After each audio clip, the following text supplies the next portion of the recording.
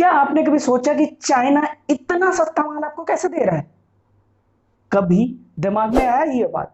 जी हाँ, मैं भूपेंद्र सिंह आप सबका बहुत बहुत स्वागत करता हूं आपके अपने चैनल बिजनेस डील्स पर। तो वीडियो को लाइक कर दीजिए क्योंकि आज मैं आपको ऐसी केस स्टडी बताने वाला हूं जिससे आप चौंक जाएंगे। जी हाँ, ये वास्तविकता है और कुछ इंडिया और चाइना के अलग अलग फैक्ट्स बताऊंगा कि किस वजह से चाइना की इकॉनमी इतनी ज्यादा है, कैसे वो हर एक देश को अपना गुलाम बनाना चाहता है, कैसे वो अपने प्रोडक्ट्स हर एक देश में बेच देता है और इतना सस्ता बनाता कैसे है। बिल्कुल पूरी जानकारी मिलेगी।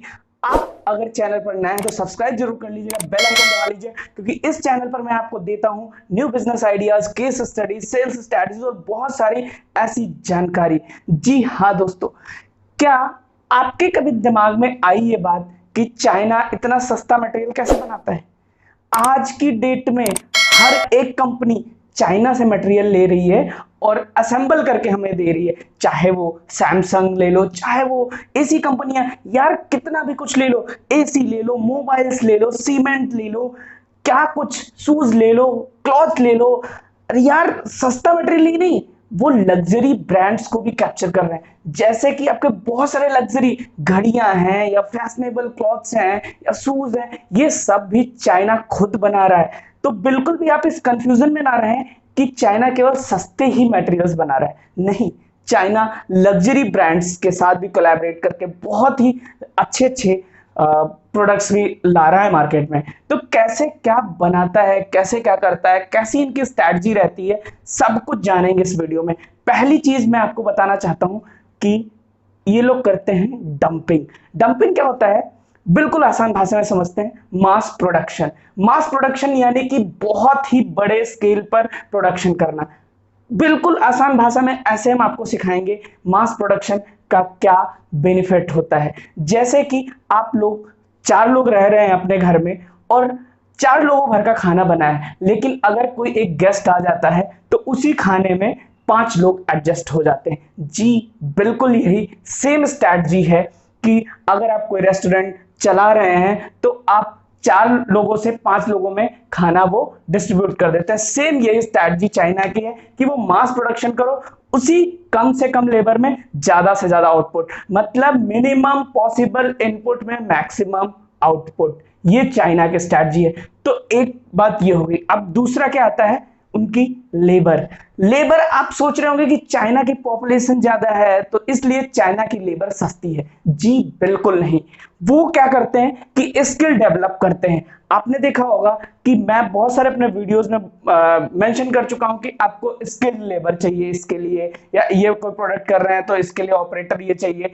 इसका मतलब यही है कि जो बंदे के अंदर बिल्कुल अच्छी खासी नॉलेज हो किसी प्रोडक्ट हो, चाहे मैन्युफैक्चरिंग हो, चाहे सेलिंग हो, चाहे ट्रेडिंग हो, कुछ भी चीज की, तो वो आती है स्किल्ड। अब वो क्या करते हैं, पहले किसी को हायर करते हैं, रॉ पर्सन को, और भेज देते हैं अपने इंस्टीट्यूट में।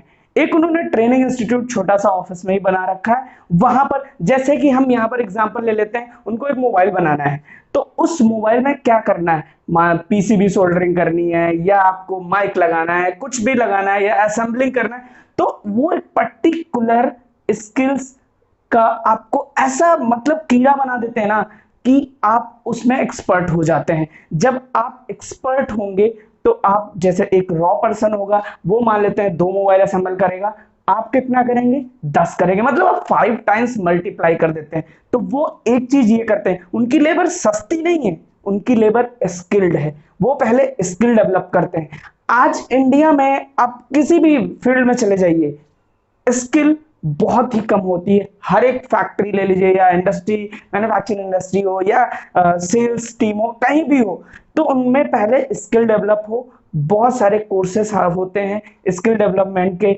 या आप ट्रेनिंग प्रोग्राम ऑर्गेनाइज कराइए अपनी कंपनी में, ऑर्गेनाइजेशन में, तो वहां से आपकी स्किल डेवलप होती है।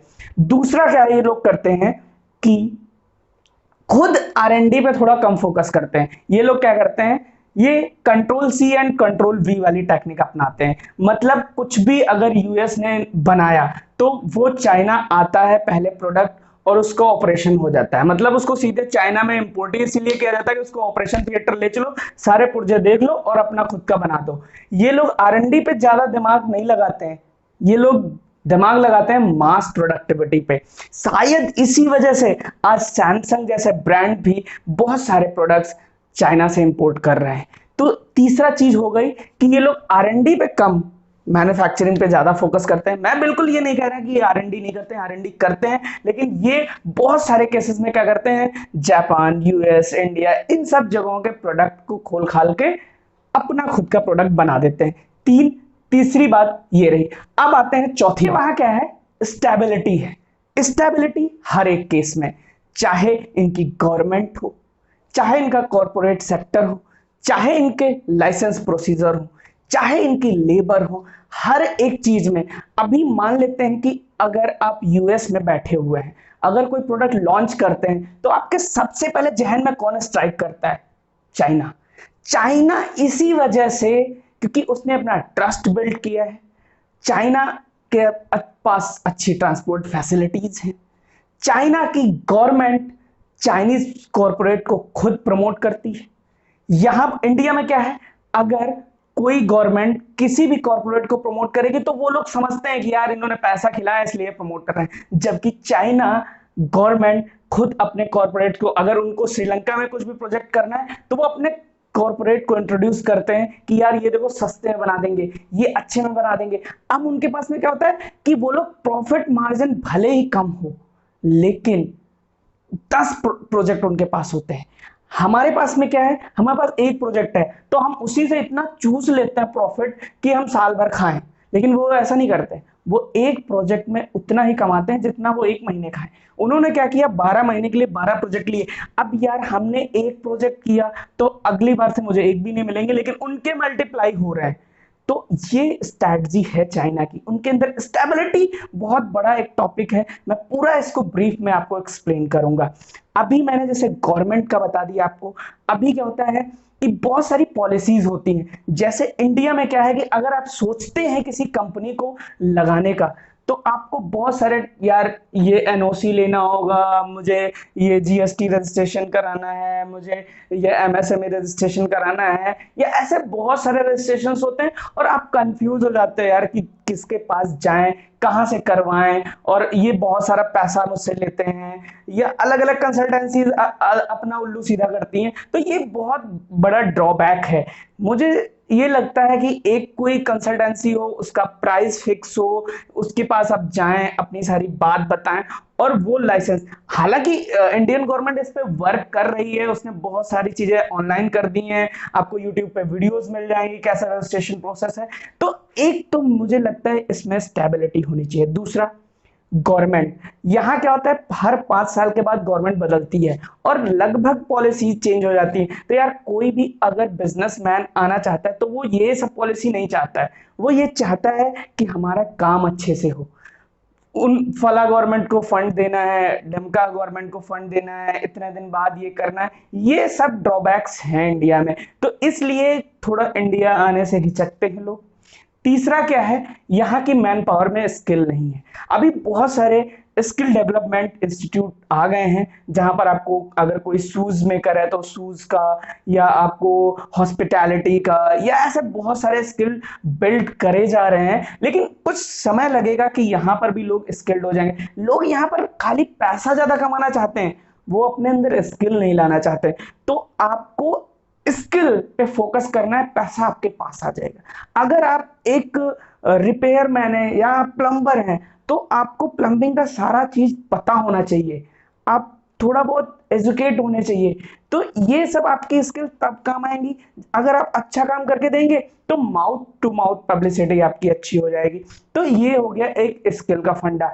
ये जो चीजें मैंने आपको बताई हैं, ये चाइना बहुत ज्यादा इंप्लीमेंट करता है यार। यूएस, अब आप समझ लीजिए, यूएस 90% चाइना पर डिपेंड है।